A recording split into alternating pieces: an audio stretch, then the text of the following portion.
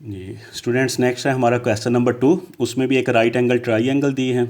ठीक है, तो वही रेफरेंस एंगल जैसे हमने क्वेश्चन नंबर 1 में किया है उसी तरह हमने क्वेश्चन नंबर 2 में करना है। तो साइन थीटा दिया है, साइन थीटा रेफरेंस एंगल है, तो थीटा के सामने वाला परपेंडिकुलर और 90 के सामने वाला हाइपोटेनस और तीसरी साइड जो है वो बेस। तो sine theta perpendicular over hypotenuse, perpendicular जो है वो अब सी आ जाएगा और हाइपोटेनस आ गया बी। ठीक है, सी ओवर बी आ जाएगा।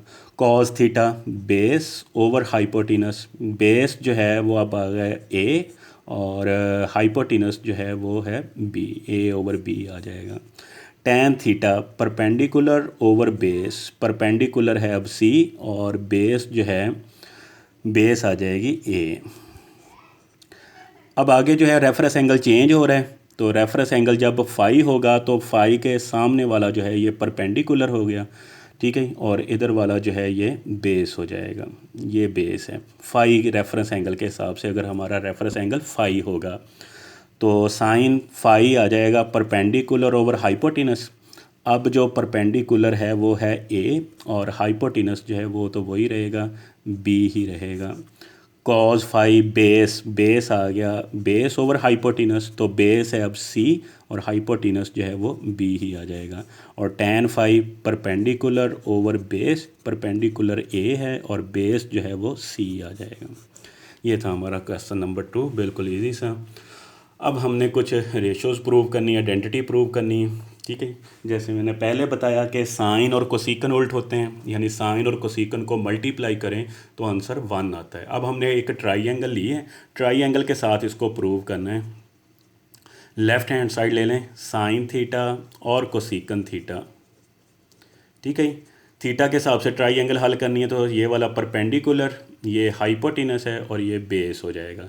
तो साइन थीटा का फार्मूला होता है परपेंडिकुलर ओवर हाइपोटेनस। ठीक है, sine theta perpendicular over hypotenuse, तो ये आ जाएगा 3/5। अब मैंने बताया कि कोसिकन इसका उल्ट होता है, तो कोसिकन आ जाएगा 5/3। 3 से 3, 5 से 5 कैंसिल, तो is equal to 1 right hand side के आ जाएगा। इसी तरह नेक्स्ट जो है लेफ़्ट हैंड साइड ले लेनी है, वो है कॉस थीटा और secant theta. Cos theta base over hypotenuse, base है 4 और हाइपोटेनस है हमारा 5, तो सीकन इसका उल्ट होता है 5/4 आ जाएगा, तो ये कैंसिल, तो इज़ इक्वल टू 1 के आ गया। टैन थीटा का फार्मूला ट्राई एंगल में होता है परपेंडिकुलर ओवर बेस, तो परपेंडिकुलर आ रहा है हमारा 3, बेस 4 है, कॉट इसका उल्ट लिख दें 4/3, तो ये कैंसिल, तो इज़ इक्वल टू किसके आ जाएगा, 1 के इक्वल आ गया, राइट हैंड साइड के इक्वल आ जाएगा। जी नेक्स्ट है, कहता है फिल इन द ब्लैंक्स। हाँ जी, अब हमने खाली जगह पूरी करनी है। इसमें अब आप एक चीज़ अच्छी तरह समझ लें कि 90 जो है अगर इसको एंगल में लिखा जाए तो ये ऑड एंगल होता है।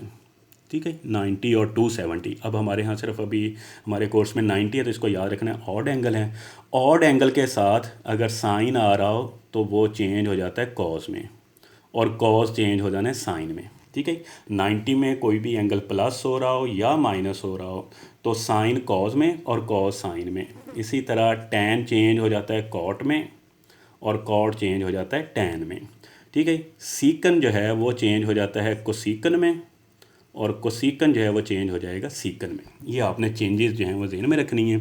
ठीक है, 90 एंगल जो है, अगर 90 का एंगल आ रहा हो तो उस चाहे उसमें कोई एंगल प्लस हो रहा हो या माइनस हो रहा हो तो ट्रिग्नोमेट्रिक रेशियोज जो हैं वो चेंज हो जाती हैं। साइन आ रहा होगा, अगर क्वेश्चन में साइन आ रहा है तो वो कॉज में चेंज हो जाना है, कॉज आ रहा होगा तो वो साइन में चेंज हो जाना है, टैन कॉट में, कॉट टैन में, सीकन कोसिकन में और कोसिकन सीकन में चेंज हो जाना है।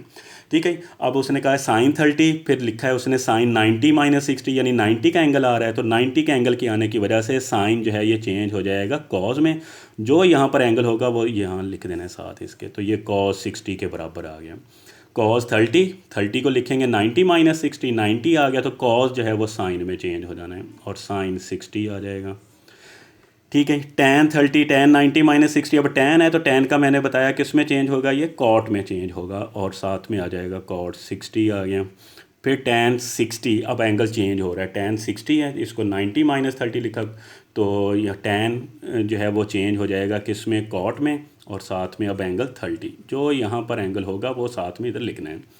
Sine 90 minus sine 60 cos 90 minus 30, तो साइन चेंज हो जाएगा कॉस में और साथ में एंगल 30 डिग्री आ गया। कॉस 90 माइनस 30 तो कॉस आ गया, तो अब ये साइन में चेंज, साथ में साइन 30 आ जाएगा। हाँ जी, साइन 45 है, इसको लिख लेना 90 माइनस 45, तो साइन चेंज हो जाएगा कॉस में, तो इसको कॉस 45 लिख लिया। टैन 45 है, 90 माइनस 45, तो टैन चेंज हो जाएगा कॉट में और साथ में 45 का एंगल। कॉस आ गया तो कॉस किस में चेंज होना है, साइन में, और साथ में 45 का एंगल आ जाएगा।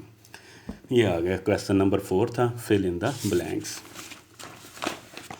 नेक्स्ट है जी हमारा क्वेश्चन नंबर 5, उसमें भी एक ट्राइंगल दी है और कुछ वैल्यूज़ उसने कहा है कि ये वाली फाइंड करनी है। अब पहला क्वेश्चन आपको याद होगा कि उसमें हम ले रहे थे एंगल थीटा और फाई ले रहे थे। यहाँ पर भी सेम वही सिचुएशन है, सिर्फ थीटा एक 60 आ गया एंगल और फाई की जगह पे 30 आ गया। ठीक है, आपने मेन कंसेप्ट जो है वही जहन में रखना है कि 60 के सामने जब 60 एंगल रेफरेंस एंगल होगा तो उसके सामने वाला परपेंडिकुलर बन जाएगा। ठीक है, 60 के सामने वाला परपेंडिकुलर, और फिर ये हाइपोटेनस होगा और ये वाला जो है ये बेस होगा। अगर 30 का एंगल आ गया रेफरेंस एंगल, तो 30 के सामने वाली साइड जो है वो परपेंडिकुलर हो जाएगी। इस तरह आपने याद रखना है। फिर परपेंडिकुलर बेस 30 के एंगल की वजह से आपस में इंटरचेंज होंगे, हाइपोटेनस जो है वो वही रहेगा। ठीक है, यानी मेन कंसेप्ट इसका वही है, मेन थीम इसका वही है, सिर्फ अब वैल्यूज़ जो हैं वो चेंज हैं। थीटा और फाई की जगह पे 60 और 30 उसने दे दिए हैं। तो पहला उसने सिर्फ मैयर बी सी ओवर मैयर ए बी पूछा है, तो बी सी जो है ये ज़ाहिर कर रहा है ए को, और ए बी जो है ये सी को ज़ाहिर कर रही है। ठीक है, साइड्स की लेंथ लिखनी थी हमने। ए बी जो है ये हमारा सी है और ये जो बी सी था वो ए के बराबर है। अब आ गया कॉस 60। कॉस का फार्मूला पहले लिखेंगे।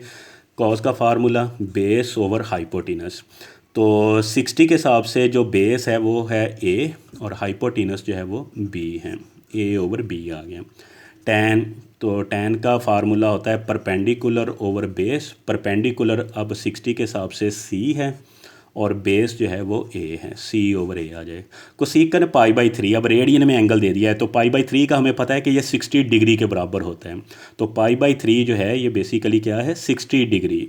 तो 60 के हिसाब से ही हल करना है। कोसेकन है, कोसेकन साइन का उल्टा, साइन होता है परपेंडिकुलर हाइपोटेनस, ये हो जाएगा हाइपोटेनस ओवर परपेंडिकुलर। हाइपोटेनस जो है वो बी से ज़ाहिर कर रहे हैं और परपेंडिकुलर को सी से ज़ाहिर कर रहे हैं। कॉट टैन का उल्ट होता है तो बेस ओवर परपेंडिकुलर आ जाएगा, तो ये सी ओवर ए आया था, अब ए ओवर सी हो जाएगा। अब आगे रेफरेंस एंगल चेंज हो रहा है, रेफरेंस एंगल जो है वो 30 डिग्री आ रहा है। ठीक है, तो 30 के सामने वाला जो है वो परपेंडिकुलर हो जाएगा। साइन का फार्मूला लगाएंगे, परपेंडिकुलर और हाइपोटेनस। अब 30 के सामने जो है वो परपेंडिकुलर आ गया ए और हाइपोटेनस वही बी आ जाएगा। Cos 30 base over hypotenuse. अब बेस जो है वो 30 का ये बनेगा सी और हाइपोटेनस जो है वो बी ही आ जाएगा। इसी तरह टैन π/6, अब ये रेडियन में दे दिया है, तो रेडियन का हमें पता है कि π/6 जो है 30 डिग्री के बराबर होता है। तो इसको टैन को भी 30 डिग्री के हिसाब से हमने हल करना है, यानी परपेंडिकुलर ओवर बेस टैन का फार्मूला। अब परपेंडिकुलर जो है 30 के एंगल के हिसाब से ए है और बेस जो है वो सी है, ए ओवर सी आ जाएगा। तो सीकन 30 कॉस 30 को उल्ट कर दें, यानी हाइपोटेनस ओवर बेस, तो ये आ जाएगा बी ओवर सी के आ जाएगा।